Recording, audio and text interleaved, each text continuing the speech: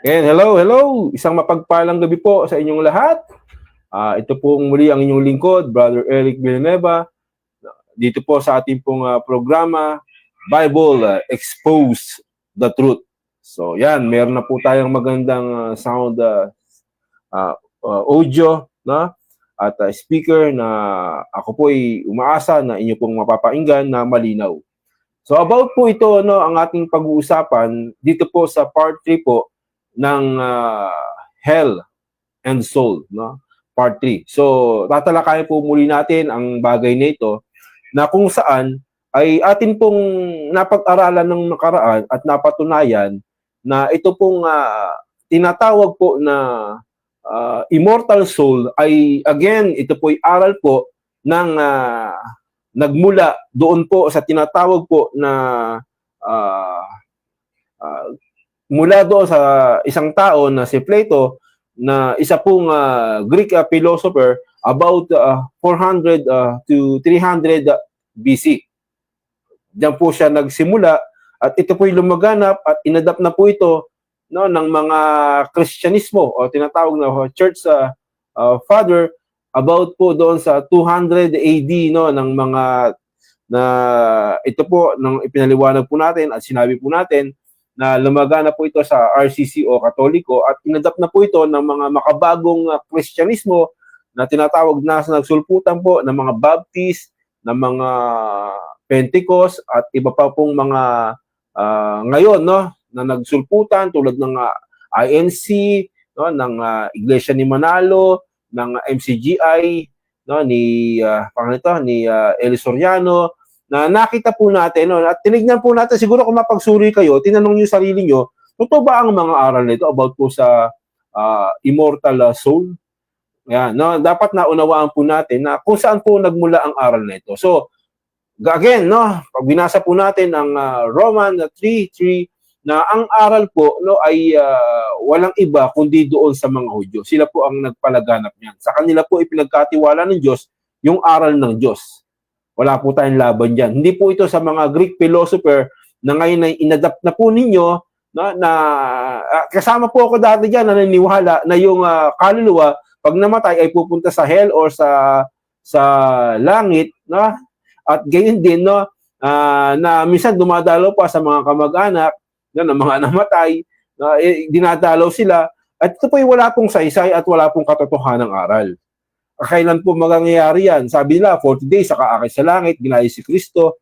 So ito po yung mga tinatawag po na mga conclusion, no? Or conclusion or tinatawag po na mga ano na nag-conclude, no? Yan, sa kanilang sariling unawa, sa kanilang sariling isip at ginawa po itong aral na ito. Ngayon, no? Ulitin po natin, no? Tulad po ng napag-aralan po natin ng wala pong saysay ito at walang katotohanan even po sa Old Testament until dumating po itong New Testament na nanangaral ang Kristo at ang mga apostol, wala pong ipinangaral na ganitong bagay. Meron po tayong video no, na ipakikita sa inyo, panunood sa inyo. Ito po yung nakaraang video at tatalakayin po natin. Ang nakaraan po ay pinag-usapan po natin sa video po ito ni Kael, no, na ministry, yung kanilang vlog or kanilang, hindi ko alam kung TikTok yun o ano man. No, ito po si Pastor Kael at ito po yung napalbulaanan natin yung kanyang aral. Ngayon meron naman po rito, again dito si Pastor CJ ng isang born again Christian po, kuno na tinatawag. Ang meron po siyang video dito na i-play ulit natin at pag-uusapan natin kung bakit nangyari at kung paano po ito no, na nangyari. No, ang kanyang ang aral na ito na ngayon po pinalalagana po nila na pawang kasinungalingan. Sinungaling po ang mga ganitong aral na siguro ay ating po masabi na kasinungalingan sapagkat ito po hindi po talaga nakasulat o naayon po sa Biblia. So tinatawag po natin kasinungalingan sapagkat ang aral ay hindi mula sa Biblia. Gayon din naman sila, tinatawag nila tayong kasinungalingan sapagkat sinasabi lang wala tayo sa Biblia. Pero again, ito po isang aralan lamang. Wala naman po tayong masamang tinapay sa kanino man o sino man. Ang aral pong ito ay ating pong inahayag na maniwala kayo hindi, walang problema. Pero ako, maghahayag po ako sa inyo sa biyaya ng Diyos at atin po itong pagtitibayin sa pamamagitan ng mga salita ng Diyos at ito po ay ating pangangatawanan or atin pong paninindigan ang aral ng Panginoon, yung tunay na aral ng Diyos patungkol po dito. Ngayon, sabi po dito no ng ating kaibigan no na ito pong si Pastor CJ na sa kanyang video na pag namatay ang tao ay meron po daw pupuntahan ang tao. So ilang araw sila din sa mundo. Sabi nila 40 days, 40 nights tulad ni Kristo. Yun daw yung kaluluwa. Kaluluwa daw yun. No? Pag tinignan natin si Kristo, nung siya'y nabuhay, hindi po siya kaluluwa. Hindi po siya binuhay na kaluluwa. Na para bagang ang aral kasi nila dito ay yung kaluluwa na pag namatay, lumalabas yung kanilang kaluluwa. Ibig sabihin, meron itong bukod na kalagayan doon sa tao o sa katawan. Pero sa Biblia, sa Lumang Tipan, ito po yung walang ganong aral, kundi ang kaluluwa na tinutukoy po dito sa Genesis 2:7 na kaluluwang buhay ang tinatawag po dito. Ibig sabihin, yung isang tao, yung isang kaluluwa ay meron po siyang kabuuan ng kanyang damdamin, isipan, meron po siyang kalayaan o anuman, no, na naroon po sa isang pagkatao, isang tao na tinatawag pong kaluluwang buhay. Yun po yung aral ng mga Hudyo o ng mga Hebrew, no, Hebreo ng unang panahon, ng mga lingkod ng Panginoon na talagang yun ang kanilang pinanghahawakan. Wala po yung separation o separate na kaluluwa sa tao na kapag namatay, himihiwala yung kaluluwa, no, kumakaway, dumadalaw, no, na wala namang pasalubong, di po ba? Nananakot lang, walang ganong aral ang mga Hudyo. Wala pong ganon, hanggang kay Kristo, walang ganon. Pinaniwala lang po kayo ng mga taong ito, na aral na ito, na nagmula doon kay Plato, isang Greek philosopher na inangkin na po at pinangatawan na po ito ng mga Katoliko, no? Yung mga church father, about for 200 AD. Naglabasan na po yan hanggang inadapt na po ito ng mga born again, tinanggap na po ito ng mga Baptist, o ano pa man na hanggang ngayon, no, mga makabago ngayon, INC o Iglesia ni Manalo or MCGI, at napakarami pang maliit na samahan. Isa na po kami dyan ang maliit na samahan na niwala po dito na yung kaluluwa himihiwalay sa tao. Pagka namatay, dadalaw sa mga ganito, ganyan, bago 40 days, bago mga sa langit. Kasi ano yung batayan nila? Ngayon, ang batayan nila ay ito pong sa Lucas chapter 16, verse 19, patuloy po. Yan lang ang kanilang batayan sa Bagong Tipan, no? Sa Lumang Tipan, wala silang batayan eh. Kasi wala namang ganong aral. Sa Bagong Tipan, nakasilip sila na paano mangyayari ito? Ito, sa Lucas 16, 19. At napag-aral na po natin yan patuloy na ito palang tinatawag dito ay hindi po ito isang literal na bagay. Kundi may halong, sabihin na po natin, no, kahit na sabihin natin literal at may halong parables, ay hindi pa rin po siya magiging talagang literal. Unang-una, no, kapag sinabi bang hipuin mo, idaitin mo ang daliri mo nito, Lazaro, para malamagin man lang ang aking dila. Ibig sabihin, mula doon sa langit, ibababa niya yung kanyang daliri hanggang sa impyerno. Literal po ba yun? At sabi pa nila, no, marami na raw tao. Yung si Kael, no, yung Pastor Kael, Kael Ministry po yata yan, isang vlogger, no, or TikTokers po ba yan, na nangangaral na marami na raw tao sa impyerno. Pero kung sasabihin natin ito'y literal, paano naging maraming tao samantalang si Lazaro pa lang ang binabanggit doon na tao, walang ibang mga kasama siya ron. Di po ba? So doon pa lang sablay na sila kasi nga yung paniniwala na literal ay naging kasablayan po ito kasi wala namang paniniwala ang mga Hudyo na aral na ganito since doon sa Old Testament. Ngayon lang lumaganap ito at tayo po ay humaharap at naninindigan sa mga ganitong aral na ito po'y bulaan at kasinungalingan, bagamat malaki po ang ating binabangga rito ng mga relihiyon patungkol po sa aral. Wala pong ganyang aral ang Biblia. Walang ganyang aral ng Biblia. At ito po ay ating pong napaniwalaan, base po sa ating pong pagsusuri, pagsisiyasat, at pagbabasa ng Biblia at pagkukumpara ng mga pastor, mga aral ng mga pastor at mga mangaral na naglipa na ngayon, na tinignan natin at hinanap natin, ay bakit walang ganitong matibay silang batayan? Paikot-ikot lang. Napakinggan na po natin si Soriano dyan, napaikot-ikot lang. Iba yung sagot dito. Sasabihin lang, hindi pa napapunta sa impyerno, yung kaluluwa sa lupa. Minsan naman sasagutin niya, ay nandiyan na yan, nasa ano na yan. O, nasa langit na yan. Yung kaluluwa about sa Apocalypse na sinasabi, yung kaluluwa sa dambana. Ayan, alamin natin, no, bakit ba sinasabing ganun? At walang matibay na batayan dito ang mga mangaral na paikot-ikot lang. Kasi nga, hindi nga aral. Hindi nga aral. Walang aral na ganyan. No? Walang aral. Kahit si Kristo at ang mga apostol, walang inaral na ganyan. Kapag namatay ang tao, 40 days ka pa rito.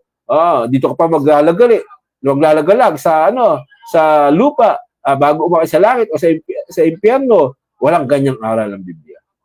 Wala po.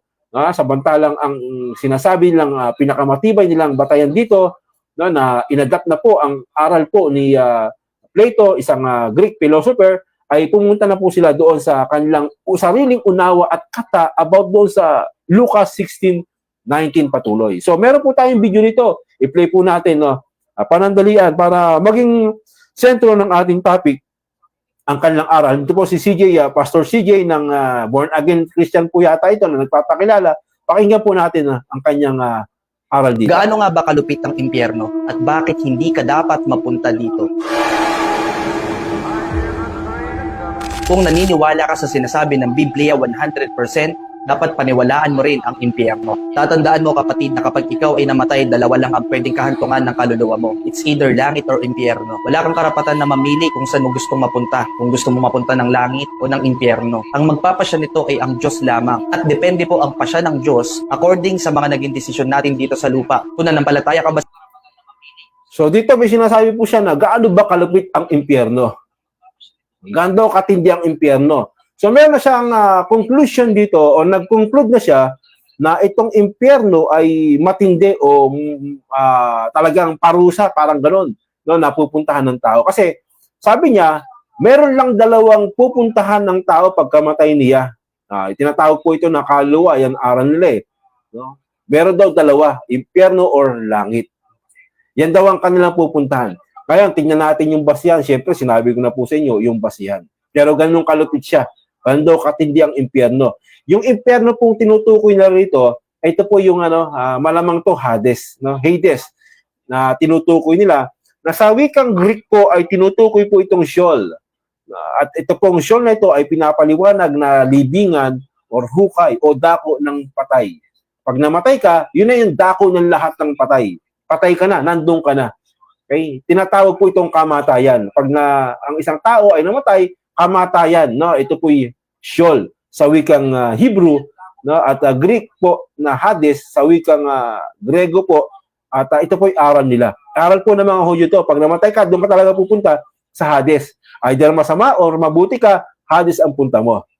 At ito, pinaliwanag na po natin at ulitin natin itong sa Lucas. Ulitin natin, no? Ang sinasabi sa Lucas, sinasabi doon at sa Hades na nasa pagdurusa. Hindi po sinabing Hades ay pagdurusa. Diyan po sila nagkamali eh. No?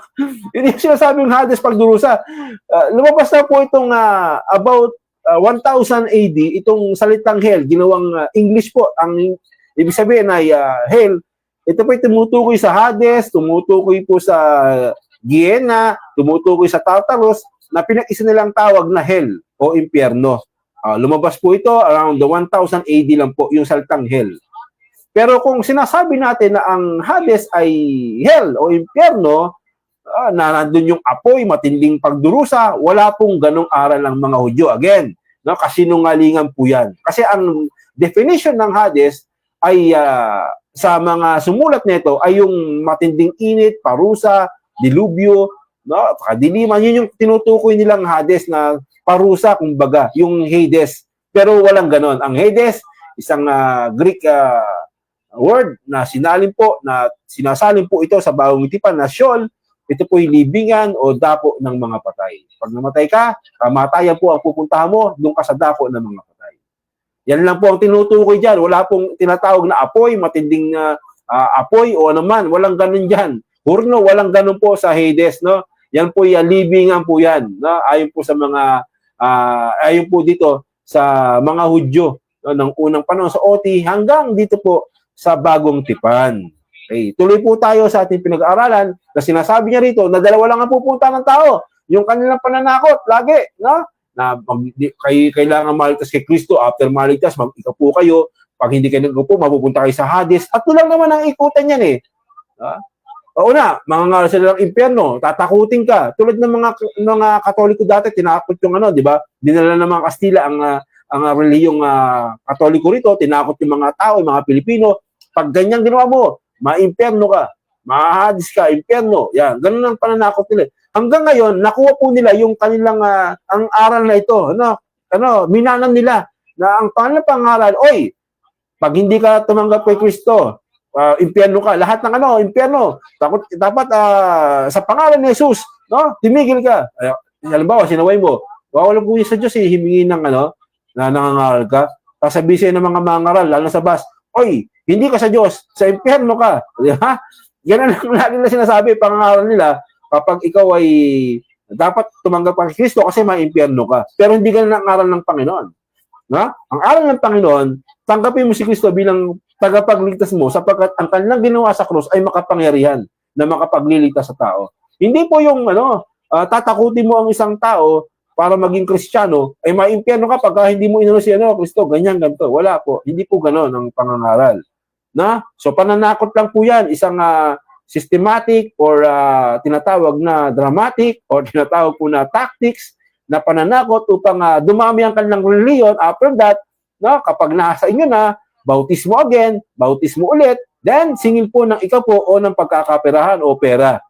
Pananakot lang po yan. Tuloy sa tayo. Panginoon o hindi. 4 na bagay na binabanggit ng Biblia patungkol sa impyerno. Una ay ang mga uod. Sabi po ng Mark chapter 9 verse 47 through 48, at kung ang mata mo ang dahilan ng iyong pagkakasala, dukutin mo. Mas mabuti pang isa lang ang mata mo, pero kabilang ka sa kaharian ng Diyos, kaysa sa dalawa ang mata mo, pero itatapon ka naman sa impyerno. Verse 48, ang mga uod doon ay hindi namamatay at ang apoy ay hindi rin namamatay. Sa Book of Isaiah, malinaw na sinasabi na ang mga uod na ito ay kakainin ang katawan ng tao. Yes, meron pong tinatawag na katawang pang-impyerno. Ito po ay nakadesenyo lamang para sa mga taong mapupunta ng impyerno. Ang mga uod po sa impyerno ay hindi namamatay. Nakadesenyo lamang sila para pahirapan at kainin ang mga tao na napunta sa impyerno. Pangalawa ay ang eternal fire. Ito po yung pinakasikat na parusa patungkol sa impyerno. Basahin po natin yung sinasabi ng Bible sa Matthew chapter 25 verse 41. Pagkatapos, sasabihin ko naman sa mga tao sa aking kaliwa, lumayo kayo sa akin, kayong mga isinumpa ng Diyos. Doon kayo sa walang katapusang apoy na inihanda para sa dyablo at sa kanyang mga kampon. Nakakalungkot ng isipin na sinabi dito na ang impyerno ay nakadesenyo para sa mga demonyo lamang. Ngunit sinabi ng Panginoon sa mga tao sa kanyang kaliwa, meaning to say mga taong hindi ligtas o mga taong hindi makakapunta ng langit, ay ipapatapon sa impyerno kasama ng mga demonyo. Kumbaga parang pinapasabi ng Panginoon na dito nababagay ang mga taong hindi sumampalataya sa Kanya. Ibig sabihin po ng eternal fire ay walang katapusang apoy. Kung walang katapusan ng apoy, nangangahulugan lang na wala din katapusan ng impyerno. Ang impyerno po ay isang lugar na may pasukan pero walang labasan. Ibig sabihin, the moment na napunta ka sa impyerno ay hindi ka na maaaring makalabas at dito ka na mananatili habang buhay. Naranasan mo na bang mapasok, kapatid? Sobrang sakit at sobrang hapdi. Paano pa kaya kung buong katawan mo ang nasusunog? Hindi ka nasusunog ng isang araw, kundi nasusunog ka ng panghabang buhay. Ganun po ito kahirap. Pangatlong parusa sa impyerno ay ang mga nagngangalit ng ngipin. Basahin po natin sinasabi ng Matthew chapter 13 verse 42. Itatapon sila sa nagliliyab na apoy at dooy iiyak sila at magngangalit ang kanilang ngipin. Ibig sabihin po nitong magngangalit ang kanilang ngipin, yung tinatawag na gnashing of teeth, kiskisan ng mga ipin. Sobrang hindi maganda sa pakiramdam yung magkaroon ka ng pangingilo. Imagine mo na lang na nagkikiskisan ng mga ipin mo. Sobrang sakit po nito mga kapatid at sobrang sakit din po sa ulo. At hindi rin po maganda sa pakiramdam. Ganito ang ginagawa ng mga taong nasa impyerno. Nagkikiskisa ng kanilang mga ipin, nagngangalit ang kanilang mga ngipin, gnashing of teeth. And lastly, ito pong tinatawag na day and night. Sinabi po ng Revelation chapter 14 verse 11, ang usok ng apoy na magpapahirap sa kanila ay papailin lang magpakailanman. Araw-gabi ay wala silang pahinga at sa kanilang paghihirap dahil sinamba nila ang halimaw at ang imahin nito at nagpatatak ng pangalan nito. Actually mga kapatid, wala naman po talagang day and night o araw at gabi sa impyerno. Ibig sabihin lang po dito ng araw at gabi ay walang pahinga, walang humpay, walang katapusang parusa na mararanasan sa impyerno. Habang buhay pong maghihirap. Kumbaga parang nagsasawa ka na sa hirap na nararanasan pero ito ay walang humpay. Hindi isang buwan, hindi isang taon, hindi 10 taon, kundi habang buhay na paghihirap sa impyerno. Kasabay niyan, nandyan na rin po yung pagsisisi ng walang katapusan. pagsisisi panghabang buhay. Kaya naman sa lahat po na nakakapakinig ngayon, mabuti na kailangan maintindihan natin ito para ngayon pa lang sa lupa, manumbalik na po tayo sa Panginoon, manampalataya sa Kanya. Nang sa gayon ay hindi na po tayo ipatapon ng Diyos sa impyerno. Kung naniniwala ka kapatid na kailangan itong marinig ng ibang tao para ma-warningan, malaking tulong po ang pag-share mo ng video na ito nang sa gayon mapanood ito ng mga Facebook friends mo, mga kakilala mo, para sila po ay manampalataya sa ating Panginoon. Also, paki-like and follow na rin po ang Facebook page ko na ito nang sa gayon po ay ma-update ka sa mga susunod nating videos and topics. Sa mga naghahanap po pala ng Christian Church dahil wala po kayong simbahan na naa-attendan, kung kayo po ay malapit sa Manila, we are located po sa Tondo, Manila, sa Morong Street, malapit po sa Abad Santos. Kami po ay maliit at pioneer pa lang po na simbahan. 2 years pa lamang po kami at gustong-gusto po namin kayo na maging part ng aming simbahan. Dito lamang yan sa 1009 Morong Street, Barangay. Okay, so dito sa huli, anong pa rin ang resulta na kung naniniwala ka na ito'y totoo, siyempre i-share nyo yung video na ito na kalokohan, walang aral at tinuturo sa Biblia para palaganapin ang kasinungalingan. Yun naman po ang ating makikita dyan. At ito po ay maliwanag po na dahil po sa pakinabang pero hindi dahil sa katotohanan. So gumagamit po sila ng Biblia pero ang tanong, yung aral ba nila ay hango po doon sa talagang sinasabi ng konteksto or ng katotohanan? Yun ang magiging katanungan po dito. At yan po ang ating pong titignan na about po sa kanya pong mga pinagsasabi dito. Okay? So, sandali lang po tatype ko lang po ang ating pong okay, title Sandali lang po.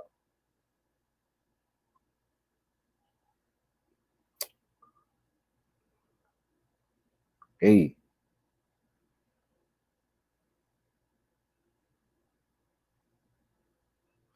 Yan.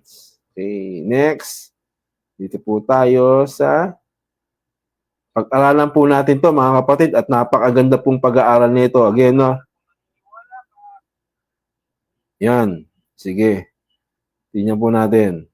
Kasi mahirap pong mag-type pa agad ng Ngayon po lang tayo magta-type para maipalaganap po ito, Ito nga mga ito, nagpapalaganap ng kasinungalingan, Di po ba? So tayo, may karapatan naman tayo magpaliwanag ng katotohanang aral at sawa na po tayo sa ganitong aral. Paulit-ulit na lang na ganitong pananakot ang aral ng mga ito at dapat na po nating ibunyag, ilahad tong mga ito. By the way, meron po tayo sanang debate, Dito po about po naman sa kaluluwa o mga kaluluwa ng mga Kristiyano. Dito po sa pagitan po namin ni ni Pastor Ruben. Ito po ay isang pastor ng Baptist po, pastor. At ngayon po ay may debate sana kami pero napuspon po itong debating ito. At ito po ay matutuloy po, siguro by Sunday 8 p.m. Antabayanan po ninyo yan. Magkakaroon po tayo ng debate patungkol po dito. At antabayanan nyo po at maganda po ang pag-aaral na ito at napakaganda ng debating ito. Okay, so humaharap po tayo sa debate para maibunyag po ang mga taong ito, Maibunyag po ang mga taong ito na nagpapakilala na meron ng kaluluwa na mga Kristiyano doon po sa sa langit. Okay. Ito po ay magaganap Sunday 8 p.m. doon po sa platform po ni Pastor R.A. Puentes, isa rin pong Baptist na kasama niya na naniniwala po dito sa aral na ito na kanila lang pong kinuha sa aral ng mga Katoliko na ang founder po nito, ang source nito, walang iba kundi si Plato around the 400 to 300 AD. Ito po nga immortal soul. So mapupunta ka sa langit or impyerno. Pero itong tinitingnan po natin, itong video po ni CJ, about po dito, wala po siya tinutukoy dito na ano ba yung impyerno. Siguro nagbanggit siya ng mga talata sa Lucas 9, ganyan. Tumutukoy po ito doon sa Mateo. Tumutukoy po ito sa tinatawag po naman na sinasabi ni Kristo na hell sa English. Tinatawag po itong Gehenna o Gehenna. Ito po yung Gehenna. At ito pong Gehenna ay hindi po siya Hades. Hindi po. Hindi siya Tartarus. Itong Gehenna, ito po ay parusang apoy ng Diyos. Parusang apoy po ito ng Diyos na susupok sa tao. Ito yung parusa ng Diyos sa mga tao na huhukuman niya. Yung kanyang pupugnawin ng mga tao, parurusahan niya. Ito po yung Gehenna. Hindi po ito isang lugar, again. Lugar na naman ang tinutukoy nila rito. No? Hindi po ito isang lugar na kung saan ay parurusahan ka, sabi nila, araw at gabi. Ang Apocalypse po, ito po ay prophetic images o tawag na images o parang gano'n, no? Na inilalarawan, no? Na literal, pero ito po yung mga symbolical words. Okay? Ito po yung symbolical words na minsan ginagawa nila po lahat literal. Lahat literal. Okay? Ngayon, tinutukoy niya rito na hell ay Gehenna. Ay talaga naman ito po yung parusa. May tinutukoy siya na hindi mamamatay ang tawag dito, yung mga uod. Okay. Pag tinignan po natin no, sa wika pong Greek, no, o sa salitang aral ni Kristo na nakasulat po dito po sa 10:28, na ito pong tinatawag na Gehenna o impyerno, na ito po yung isang kaparusahan na hindi po ito kaparusahan na tinutukoy po na walang hanggang kaparusahan. Hindi po tinutukoy yan na walang hanggang kaparusahan. Maganda nga, no, may tumayo po dyan na debate at paninindigan po natin yan. Ilalaban po natin yan. Ito, yan ang maganda dyan, no? So, may binabanggit po sila dyan, pero pag inaral po natin maigi yan, bakit sinabi ni Kristo na mas maigi pa pumasok doon, no? Na ang wika doon, no, kaysa mapahamak, ano, yung kaluluwa at katawan. Bakit may katawan? Tanungin ko kayo, bakit may katawan? Napapasok doon sa Gehenna na tinutukoy niya ng impyerno. Bakit may katawan? At bakit may kaluluwa? Bakit dalawa tinutukoy dyan? Ibig sabihin, dalawa sila? O, hindi immortal soul ang tawag doon kapag may katawan at kaluluwa. Ano ibig sabihin nun? Ayan ang magandang tanong. Ano yung kahulugan doon ni Kristo na sinasabi po doon? Ano po yun na tinutukoy doon? May katawan, ha? At kaluluwa. Again, ulitin natin, no? Ang aral ng mga Hudyo, no? Lalo na po itong si Kristo, okay, lalo na ang Panginoong Jesucristo, wala po siyang aral na ganyan na humihiwalay yung kaluluwa. Hindi po, wala po siyang aral na ganyan. Ang aral ng mga Hudyo, again, yung ikaw mismo, at tayo mismo ay buhay na kaluluwa na tinatawag ng Biblia, 2:7 ng Genesis, yung bakit tinawag na kaluluwa, buhay na kaluluwa? Kasi nga ikaw yon, no? Na ikaw na sinasangkapan ng katawan, na merong damdamin, merong kaisipan.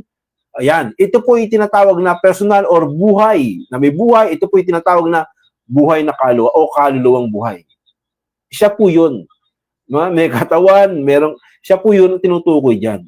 So, ito pong tinatawag na Gehenna, natural po, itong parusa ng Diyos na tinatawag na Gehenna, ito po yung tutupok sa kaluluwa o sa tao.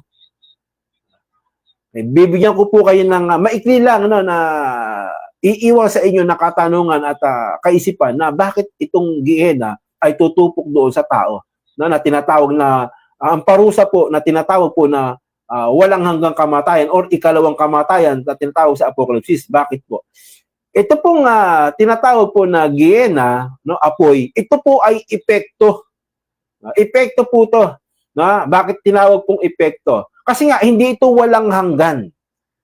Okay? Binabanggit na walang hanggan, pero hindi lahat ng walang hanggan ay walang hanggan.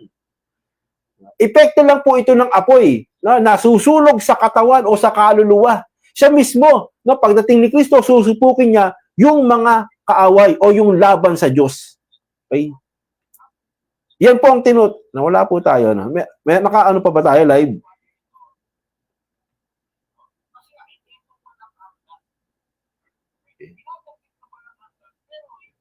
So, epekto siya, ano? Yan. Bakit epekto? Yan ang tanong eh. Meron ba sa Biblia na ganun? Opo. Meron po, no, na tinatawag po dito. Puntahan po natin na ito, pasadahan na lang pa rin po natin, no. Napaagad na po kasi ng ganito pong pag-aaral ng salita ng Panginoon na paano po natin malaman na ito po ay epekto na tinutukoy po dito na apoy. Isang epekto po ito, no. Hindi po siya literal na walang hanggan na parusa apoy. Unang-una, ano, ikaw halimbawa, tatanungin ko kayo, itong mga Kristiyanong ito nagpapakilala, itong mga bugok na Kristiyano na ito, no? Ikaw ba halimbawa, no, kapag may nakita ka na isang tao na nagnakaw, ginulpi hanggang sa madurog ang mukha, na nagmamakaawa, nagkasabog-sabog, ano sasabihin mo? Ano po yung iyong damdamin doon? Ano yung ini-expect bilang Kristiyano? Or kahit hindi ka nga Kristiyano anong pakiramdam mo? Sige nga, tanongin ko kayo, anong pakiramdam nyo? Kaya di ba handun po yung awa? Handun yung habag mo? Di ba ba? Nahabag ka eh. Sabihin mo, oy, tama na yan. Hayaan na ang batas yan. Tigilan na po natin yung ganyan. Ikaw na nahabag, hindi ka naman Kristiyano. Paano pa kayo mga Kristiyano? Paano pa kayo mga anak ng Diyos? Or, paano pa kaya yung Diyos na merong habag? Na ang source ng habag, ang Diyos at source ng pag-ibig, yung Diyos. Di ba ba? Siya yung source niyan eh. Tapos ikaw tao ka, nahabag ka, patitigil mo eh. Gaano pa kaya ang Diyos? Gaano pa kaya ang Panginoon, mga kapatid? Tatanungin ko kayo, gaano pa ang Panginoon? So, ang sabi po sa John 3:16, for God so loved the world that He gave His only begotten Son for whoever believe in Him should not perish but have everlasting life. Ibig sabihin, kapag ikaw ay hindi na nampalataya kay Kristo, anong parusa mo? Mawawala ka. Maglalaho ka, perish nga eh. So, paano ka maglalaho? Sa pamamagitan ng apoy. Parurusahan ka ng Diyos sa pamamagitan ng apoy. Sino yung parurusahan? Sabi ni Kristo, body and soul. Ibig sabihin, isa lang yun. Yung katawan mo, so magkasama po yun, isang pagkatao yun. Yun po yung pupugnawin ng Diyos, na tinatawag po na Gehenna or apoy, na pagparito ni Kristo, yun po yung apoy, na tinatawag po na epekto ng apoy. Okay? Sabi po dito sa Lucas, basahin ay dito po sa Judas. Yan. Puntahan po natin dito, Sandali lang po Sa Judas, okay, talata po dito tayo sa Ayan po. Puntahan po natin ng 7. Siguro, punta na po tayo sa Bible, mas maganda. Paano kayo mapuntahan itong Bible na to? Sandali lang po Dito po, ay ilalabas po sa inyo dito ang Bible. So, type na po tayo dito. Okay, punta po tayo sa Judas. Type natin dito po sa chapter. Siyempre, 1 lang naman yan, sa verse 7. So, basahin po natin, Ang sabi dito, mga kaibigan, mga kapatid, So, punta tayo again dito sa ating sa ating pong sentro. Sabi dito, hindi ko naman mabasa, Okay, sabi dito, gayon din ang Sodoma at Gomora at ang mga bayang nasa palibot ng mga ito na sa pakikiapid at sa pagsunod sa ibang laman ay inilagay sa ibabaw sa halimbawa na sila'y nagbabata ng parusang apoy na walang hanggan. Binamit po dito yung walang hanggan. Walang hanggan. Pag sinabing walang hanggan, sa kaisipan ng tao, ay wala nang katapusan. Pero sa Biblia, gamitin po natin, ito po bang nangyari sa Sodoma at Gomora? Yung apoy na walang hanggan po ba ang tinutukoy? Ito po ba yung walang hanggan? Hanggang ngayon, sinusulog pa rin sila sa Sodoma at Gomora. Natapos na po yan eh. Ilang libong taon na. So, ibig sabihin, tinatawag na walang hanggan sapagkat ito'y epekto ng apoy. Kaya pwedeng tawagin apoy na walang hanggan kasi nga, ito'y epekto ng apoy. Tinatawag na kaparusahan na walang hanggan sapagkat ito'y epekto ng kaparusahan sa kanya ng apoy na walang hanggan. Pero, natapos po ba ang Sodoma at Gomora? Yung apoy doon, natapos po siya. Di po ba? Pero tinawag na walang hanggan. Tulad din ni Jonas, siya ay nasa loob ng balyena o malang isda, na walang hanggan. Naandun pa ba rin siya si Jonas doon? Sa balyena, na walang hanggan? Naandun siya sa tiyan doon? Wala na po siya ron. Hindi dahil sinabing walang hanggan, ay nandun yung walang hanggan. Kundi imi-iral yun. Ngayon, ano ba yung pag-iral niyan? Okay, sundatan pa po natin ng pahapiwan natin na para maganda ng mga talata po dito sa Biblia. Okay? Ang sabi po dito sa, siguro, Ecclesiastes na. Tama po ba? Okay, puntahan po natin ang Ecclesiastes.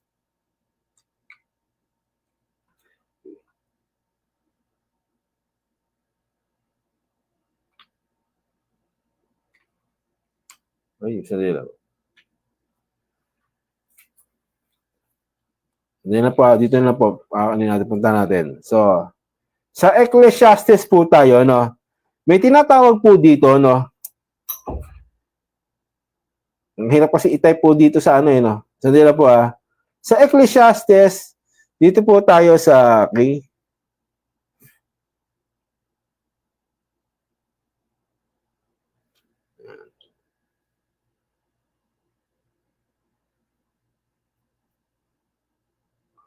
Sorry.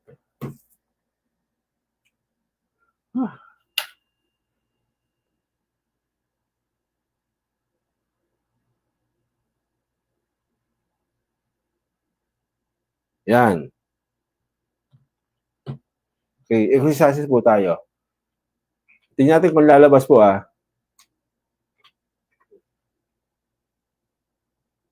O yun, no? Bas na. Sabi dito, no? Okay, basahin po natin, Ang sabi po sa 4, yan. Kung nababasa po ninyo, no? Okay, sabi dito, isang salin ng lahi ay yumayaon at ibang salin ng lahi ay dumarating. Ngunit ang lupa ay nananatili magpakailanman. O, kayo naniniwala kayo na mananatili yung lupa magpakailanman, na tinawag po rito na magpakailanman o everlasting, yung lupa. Itong lupa natin, mananatili po ba ito magpakailanman?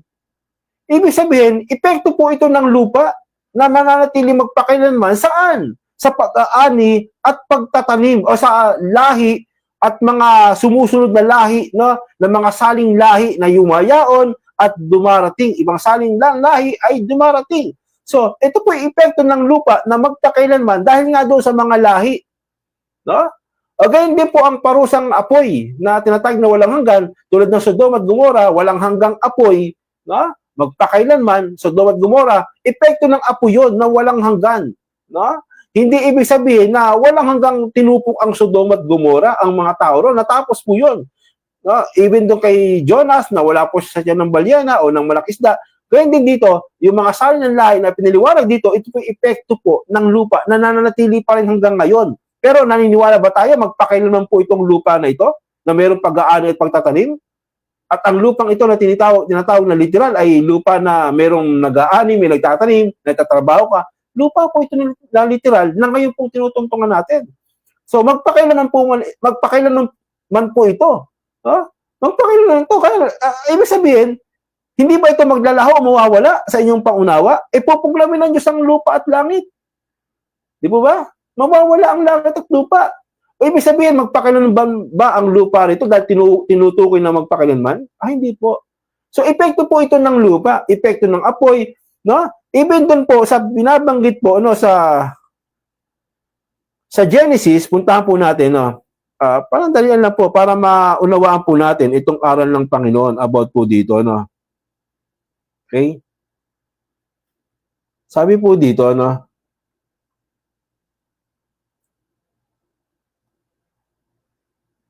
Kaya, sabi po dito, ano na po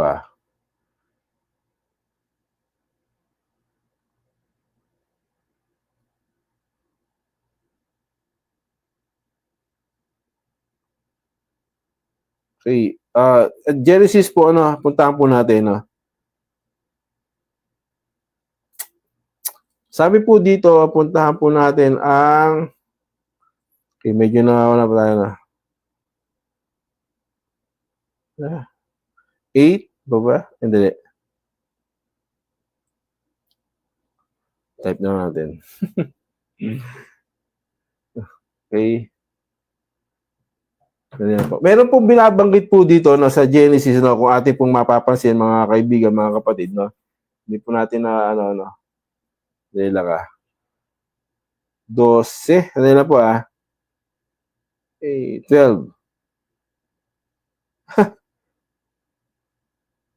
Okay. Sa uli, tingnan natin.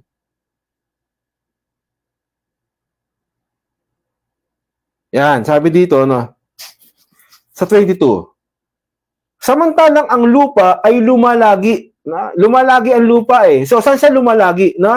Ay hindi maglilikat ang pag-aasik at pag-aani. Sinabi din po kanina sa binasa natin dito sa Ecclesiastes na sinasabi po na yung pag-aani, manatili, yung pagtatanim, no? At ang lupa ay mananatili magpakailanman.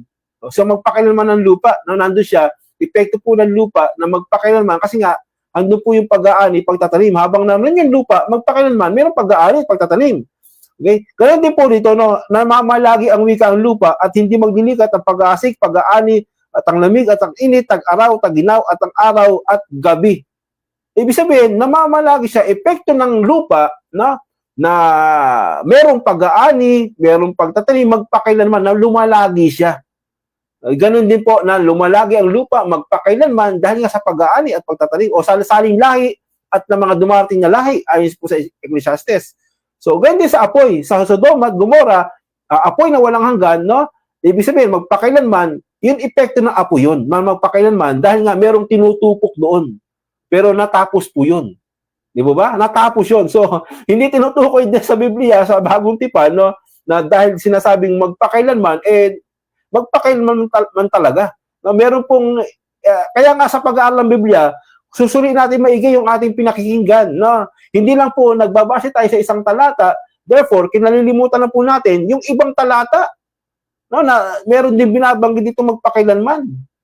Hindi po totoo yun. So wala. Kaya nga sasabihin ko sa inyo, no, kayo ba, bilang mga mananampalataya, ibig nyo po ba sa inyong mga anak, no, sa mga kamag-anak, anak, ama, ina, no, makikita nyo sila na dahil nagkasala ng pagsisinungaling, pagnanakaw, na, ay nabuhay ng 70, 80, 100 years old, parurusahan ng Diyos.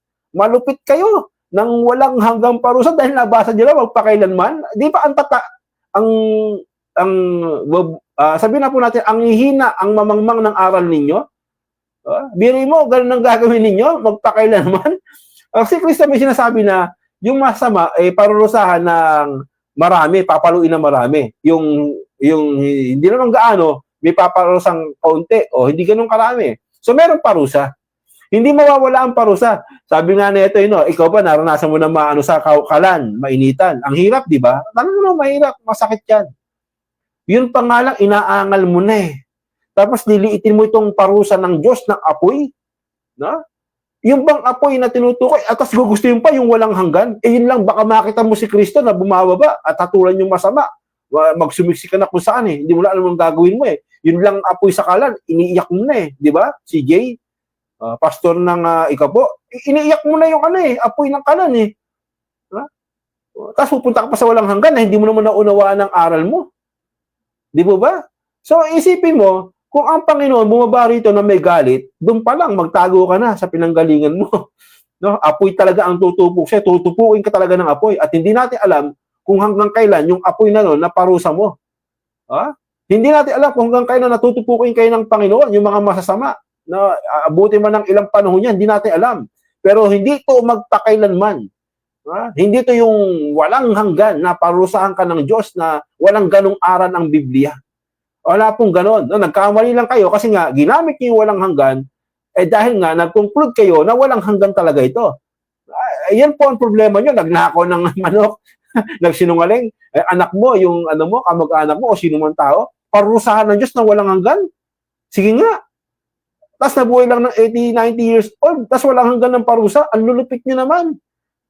Ang tatangan nyo sa Biblia, hindi nyo naunawaan yung salita ng Diyos. Di ba? Bira kayo ng bira. Ang inyong nang pinangahawakan, ito pong aral ni Plato na immortal soul. Di ba? Yan ang problema sa inyo. Nagpakamangmang kayo sa Biblia, akala nyo kayo rurunong nyo. Hindi nyo naman alam pala ibig sabihin ng walang hanggang kaparusahan o apoy. Banat lang kayo ng banat. Hindi nyo alam, ito po yung epekto. No, na tinatawag na walang hanggan kasi nga hanggang nandun yung apoy, hanggang nandun yung lupa, yun yung epekto, yun yung walang hanggan, epekto yun. Pero hindi na nga gulungan, walang hanggan ay walang katapusan na. No? Nagnakaw ka, nagsinungaling ka lang, walang hanggan, parurusahan ka na ng Diyos, ang babaw nyo naman. Ang aral ng Biblia, maglalaho sila. After po nang susunugin sila, parurusahan sila ng Diyos, pero merong paglalaho yun. Sabi nga ni Kristo ang hindi sumampalataya sa akin ay maglalaho. No? Will perish, mawawala sila. Yun ang aral ng Biblia. Huwag kayong magsinungaling. No? Napakasinungaling ninyo. No? Walang ganong aral ng pinananakot niya para lumago ang relihiyon ninyo, matakot sila, sumama sa inyo, takutin nyo. Ibis na ang kanilang takot ay ang kanilang kaligtasan ay kay Kristo, tinatakot ninyo. No? Ang lalabas nito, bakit ka gusto mo kay Kristo? Nakakatakot kasi sa impyerno eh. Eh, mapupunta ka ba sa impyerno? Di ba? Tinatakot yung tao eh. Sa walang kakwenta-kwenta yung aral na ganyan. No? Walang ganyan ang aral ng Panginoon, mga kapatid. No? Huwag kayong magsipaniwala sa mga gantong aral na para bagang aral ng mga Hudyo o ng Kristo. Nagkamali sila doon sa sa analogy o sa parable ng Lucas. Tulad ko rin dati, nagkamali ako diyan eh. Kasi ang aral ng pastor namin ganyan eh. Pero hindi pala ganoon. Walang ganun ang mga aral ng mga Hudyo simula sa pulpa ng Old Testament. Walang ganung aral ang mga propeta na immortal soul, no? Tapos parurusahan ka na. O sige nga, magbasa kayo sa Lumang Tipan na nung namatay ang tao, ay yung kaluluwa niya pinarusahan sa apoy tulad ng kay Kristo na nung siya nabubuhay, inaral niya. Kung ito'y literal. Parabola po yun eh. No? May halong parabola po yun. Biri mo, aabutin ni paabot ng mayaman kay Lazaro yung daliri niya. Para malamigin yung kanyang dila. Kung yun ni literal, gaano kataas, si Elastic Man, di ba? So, parabola po yun, parabolas po yun. Hindi po natin pwedeng isangkap ito bilang literal. Hindi po ganon. Pero may katotohanan po yun. Mayroong ibig sabihin yung parabola na yun. Kapag ang tao namatay, ikaw ay mabuti, doon ka sa Diyos. Yung tinatawag na boss of Abraham, sinisimbolo po ito ng langit. O doon ikaw ligtas, doon ka sa Diyos. Yun lang po yun. Hindi yung nag-uusap kayo, hoy, anong ginagawa mo dyan? Ay, tulungan mo ng Abraham. Walang ganon. Ang layo na, di ba? Tapos yung paraiso, yung langit, katabi ng impyerno na tinutukoy ninyo, sinasabi ninyo, di ba? Hindi po. Yung mayaman naman, automatic yan, ito po bagamat parabola, ay yun yung hahantukan ng mayaman, ng nagpakayaman, no? Ang Diyos nila kayamanan, hahantungan ito ng parusa o ng Hades. Ibig sabihin ng Hades diyan, kamatayan. At ang parusa ng Hades dito, kamatayan, ibig sabihin ikalawang kamatayan. Sa Apocalypse tinatawag na ikalawang kamatayan or walang hanggang kamatayan. Yan ang tinutukoy lang po diyan. At yung apoy na tinutukoy po diyan, yung pagdating ni Kristo, sinisimbolo po yan, yung kapangyarihan ng Diyos, nadidigma ang Diyos, no? Sa pamamagitan ng apoy, tutupukin niya yung tao. Yan po yung tinutukoy dyan, apoy. Ito po yung Gehenna, no? Na tinatawag na tutupok sa iyo, sa iyong katawan, sa iyong kaluluwa. Gehenna po ang tinutukoy dyan. At ito pong Gehenna ito, epekto po ito ng apoy. No? Hindi tinatawag na walang hanggan. Bagamat tinatawag na walang hanggan, yung ibang salita tulad ng sa Judas, walang hanggang apoy, ibig sabihin, epekto lang apoy yun. Hanggang may apoy, no? Hanggang meron tinutupok, walang hanggan yung apoy. Yun ang ibig sabihin ng mga salitang ng aral ng mga Hudyo. Ganun po. Hindi yung nagnakaw ka lang ng manok, nagsinungaling ka lang sa magulang mo, no, nabuhay ka ng 100 taon, parurusahan ka ng Diyos ng walang hanggan, walang katapusan, sa apoy na matindi na sinasabi ninyo. Saan ka nakakita ng ganyang aral? Sinong Diyos nyo? Anong Diyos yun? Ano mapapala ng Diyos sa inyo? Naparusahan ka ng walang hanggan, nanilikha ka ng Panginoon. May mapapala ba siya? Oy, diyan ka. Bahala sa... May mapapala ba ang Diyos? Walang mapapala ang Diyos sa parusahan ka. Walang kasing ganong aral ng Panginoon. Ang Diyos pag-ibig, mahabagin. Ikaw nga, nahahabag ka eh. Di ba? Nahahabag ka. Ay, yung anak ko, ayoko maparusahan. Ay, yung mga tao, di ba, pag ginugulpe, pinarusahan ng kamatay, Sicilia Electric, ay nahabag ka eh. Di ba, pwede patawaran na lang. Di ba, kahit nagkasala na masama yan, ng ganyan, ganito, nahabag ka eh. Ayaw mo. Ikaw tao ka lang. Tapos gusto mo, tao ka, ang tindi mo, para kang hayop, na parusa mo walang hanggan. Yan ba ang Diyos ninyo? Na Diyos ng pag-ibig, Diyos ng kahabagan, yung sa source niyan? Ikaw nahabag ka, ayaw mong sabihin mo lang, bayaan nyo na yan. At least, wag nyo lang kawawain. Di ba, gano'n ang tao eh. Meron siyang habag, kasi ang Diyos ang habag. Di ba? Kulong nyo na lang yan na walang hanggan. Pero huwag nyo nang gulpin ganyan, di ba? Mawala na lang yan. Ganun ng Panginoon. Yun ang aral niya. Sabi nga ng Kristo, no? For God so loved the world, pag-ibig siya eh, that whosoever believe in Him should not perish. Hindi siya maglalaho. Hindi siya mawawala. Kasi ilang kaparusahan ng Panginoon eh. Yung kamatayan, ikalawang kamatayan, walang hanggang kamatayan, maglalaho ka. Pero ang gagamitin ng Diyos sa kanyang pagdidigma ay yung apoy susupong sa tao. Yun yung parusa niya. At yung parusang ito, no, yung epekto ng apoy, hindi natin alam kung hanggang kailan yun. Pero hindi ito walang hanggan. No, hanggat may sinusupok ang Diyos, hanggat nandun yung galit ng Diyos, handun po yung walang hanggan. Handun po yun, yung walang hanggang apoy na tinutukoy niya hanggat may galit siya, lalo na sa mga gumawa ng kasamaan. Pero hindi yung manupit kayo masyado na pag nangaral kayo, magligtas kayo ng tao na sa pamamagitan ni Kristo sa pananampalataya. Huwag nyo nang takutin ng ganyan-ganyan. Sasabihin naman ng iba, uy, ba't inaaral mo yan? Di magpapakasama ng tao? O ano mapapala ako kung magpakasama kayo? Ano mapapala ako kung parusahan kayo ng walang hanggan ng Diyos at alisin kayo sa mundo, kamatayan? Wala rin mapapalaan Diyos sa inyo eh. Di ba? Walang mapapala ang Panginoon sa inyo. Naparusahan kayo ng walang hanggan, kung totoo yan, wala. Talaga ang utos ng Diyos, ang aral ng Diyos, mawawala kayong lahat. At itong buhay natin ito, itinuturing po ito na isang pribilehiyo, na isang pagkakataon, tsansa na tayo kung gusto mo ng buhay na walang hanggan, isang pribilehiyo na binigay ng Diyos sa tao bilang privilege niya, kung gusto mo ng buhay na walang hanggan, manatili ka sa Panginoon sa pananampalataya. No? At magkakamit kayo nito kay Kristo. No? Yun lang eh. Yun ang ibinigay sa tao. Pero kung ayaw mo, nasa iyo yan. At least, nakita mo yung buhay sa mundo at nakita mo may aral ng Diyos, merong paraiso, merong kalangitan na walang kamatayan. Ipinakita ng Diyos yung aral niya eh. Pag sa akin ka, diba, may walang hanggang buhay ka. O yun, nasa iyo, tanggapin mo, hindi. Di ba? Pribilehiyo yung buhay mo eh. So kung gusto mo nun, makakamit ka nun. Eh sino mo may gusto nun? Di ba tayo lahat? Pero yung iba walang halaga sa kanila yan eh. So anong halaga din ninyo sa inyo? Kung ayaw nyo yan, ang parusa ng Diyos, apoy. Diba? Apoy po ito na walang hanggan na hindi tinutukoy na magpakailanman. Ibig sabihin, apoy ito, yung epekto ng apoy, kung hanggang kailan kayo parusahan ng Diyos, mawawala kayo. Pero maglalaho kayo, no? Ng walang hanggan. Ito yung ikalawang kamatayan. May unang kamatayan eh, yung kamatayan pisikal. No? Pangalawa, yung ikalawang kamatayan, yung kamatayang walang hanggan. Maglalaho ang tao. At walang mapapala sa iyo yung Diyos. Parusahan kayo ng walang hanggan, mamatay ka walang problema. Kasi pribilehiyo lang ang buhay natin dito na ibinigay ng Diyos, no, para malaman natin na meron Diyos at magkamit tayo ng buhay na walang hanggan sa Kanya kung gusto natin. Mapasama tayo sa Kanya. Yun lang aral ng Panginoon, no, mga kapatid. Hindi yung aral ng mga Kastila, ng mga Roman Catholic, na kinuha lang kay Plato, immortal soul. Walang ganyang aral ng Panginoon.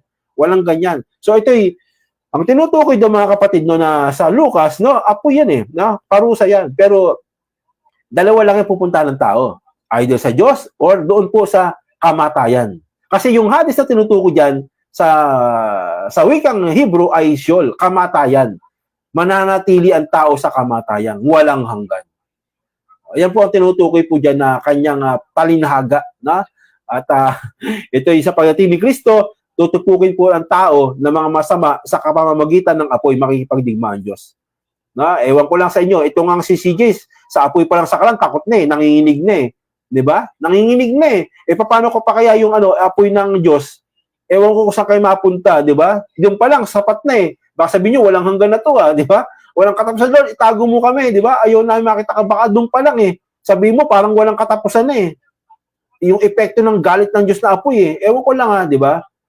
Yan ang problema sa mga ngaral ngayon na para bagang, uy, ganito yan, uy, ganito ang aral ng wala.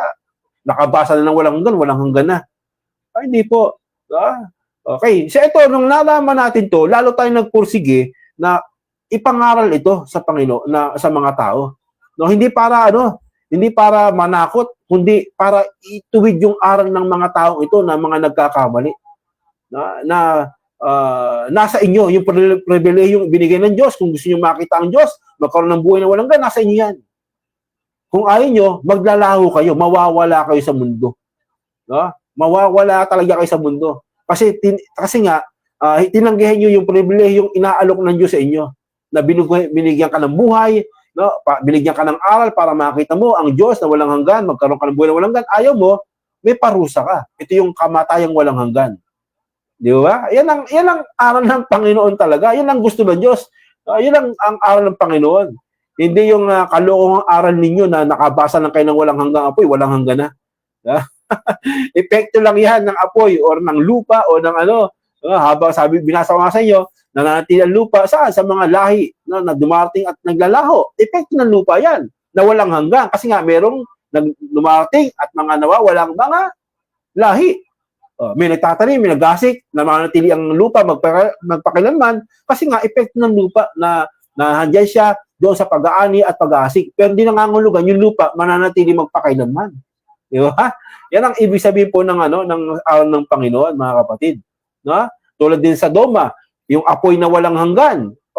Epekto yun ng apoy, no? Na walang hanggan, pero hindi nangangulugang pinarosaan sila ng walang hanggang apoy. Wala nang hanggan ng mga Hudyo. Namatay na nga yung apoy. Wala na nga, di ba? Sa Sodom at Gomora. Hindi ko alam kung anong tawag ngayon doon. Abon na nga, tagal na, ilang libong taon na Nano pa ba yung apoy? Wala na, di ba? Pero tinawag na walang hanggan. Apoy. Kasi nga, epekto yun ng apoy habang sinusupok sila, walang hanggan yun na tinatawag ng Biblia. Sa Biblia, ang walang hanggan lang, yung Alpha and Omega, ang Diyos ng mga Panginoon sa lahat. At yung binigyan niya ng buhay, yung mga anghel niya. Yun lang ang tinutukoy doon. No? Wala pong, kaya nga sabi sa inyo, mga kapatid, no, alamin natin, sa pagkamatay ng tao, ano po ang sabi ng Biblia pagkamatay ng tao? Ganun po ang sabi ng Biblia, puntahan po natin, no? Okay, dito po sa, medyo maganda sana yung Bible natin ng luma, kasi hindi rin mabasa dito, no? Kaya nga sabi ko, yung luma ang gamitin natin, kasi hindi nyo rin mabasa, So, gagabasa na lang po ako sa aking, cellphone. Susunod, ilalagay po natin yung Bible natin na maganda, yung talaga nababasa, Pero pag mali ang salita, ang salin doon, pwede tayong gumamit dito sa cellphone ng mga Biblia po natin para iagapay po doon sa mga sinasabi po natin, ba't iba to? O bakit ganun yun? Yan. Ganun po ang ating pag-aaralan. No? Dito po sa Ecclesiastes, pag-aaralan po natin, at basahin po natin, ayon po sa Ecclesiastes, basahin po natin ng 9. Pag namatay ang tao, ano bang nangyayari sa kanya? Yan ang tanong Yan po, yan. Ang sabi dito sa Biblia, sapagkat nalalaman ng buhay na siya'y mga mamatay. Ngunit hindi nalalaman ng patay kung anong bagay na meron siya. Meron na pamansilang kagantihan. Sabi dito, sapagkat ang alaala sa kanila ay nakalimutan. Maging ang kanilang pag-ibig gaya ng kanilang natatanim, pagtatanim at mga kanilang kanilang pananaghili ay nawala ngayon.